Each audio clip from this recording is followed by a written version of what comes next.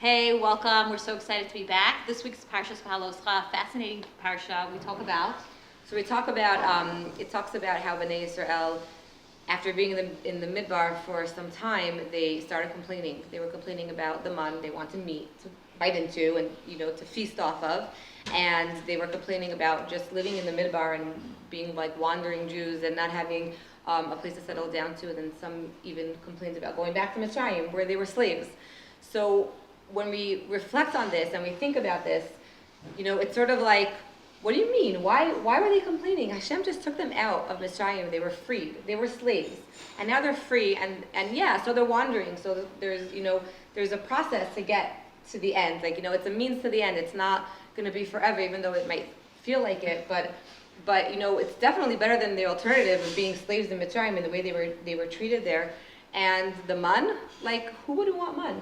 Who wouldn't want the food coming to their feet and taste like anything that you want it to taste like? I know, I feel like we live in the 21st century. I'm always like, I don't love to cook, so I'm always like, where's the button that they're going to invent? You press it, you say, I want chicken, I want meat, and it just comes out. And that's what it was like back in the day. It's like fascinating. And could you imagine just having everything going for you? Like, for those of you who don't like shopping, your clothes would go. Just buy one nice outfit and have it forever.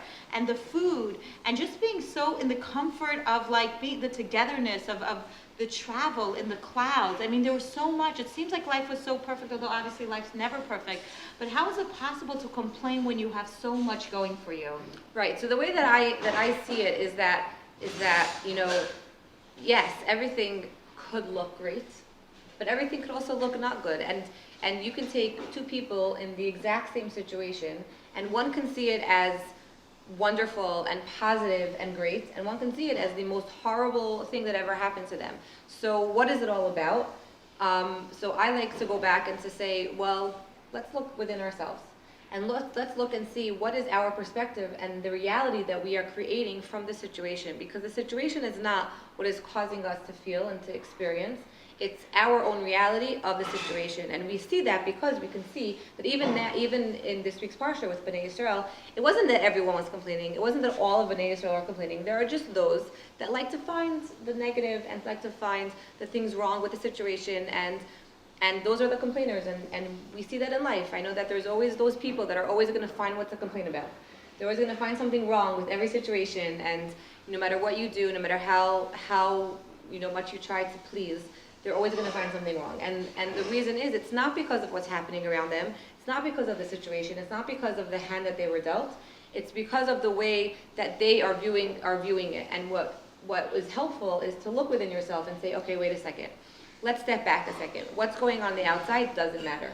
How do I want to see the situation? How do I want to experience it? Do I want to experience it positively? Do I want to see what's good about the situation? Or do I want to sort of commiserate in my misery and just feel bad? And I know that sometimes I do that. If I'm in a mood to be upset, doesn't matter what's going on around me, I'm going to be upset. Because that's what I decided how I want to feel right now. So it's all about us deciding what reality we are creating. And I love that the concept of, it comes into the concept of gratitude.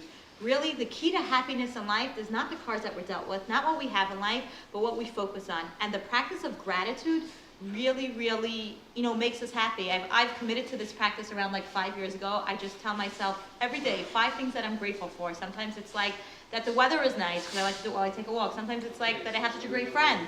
Sometimes it's always different.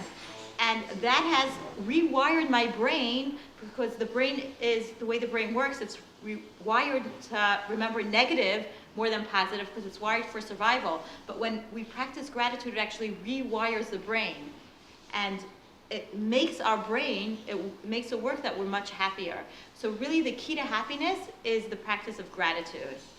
And a lot of times when we have so much in life, ironically, that's when we forget to practice gratitude. And sometimes when we have something that's going wrong in life, we can thank that. Of course we could feel the pain, but afterwards we can thank that and say, because of that, you have reminded me that it's the little things in life that make us happy. It's not, we don't need a big vacation to be happy. It's the little everyday things that make us happy. It could be just, a hi from our child, a smile from our spouse, a call from a friend, something small, but that is the key to happiness, to, and to put our mindset and focus on it.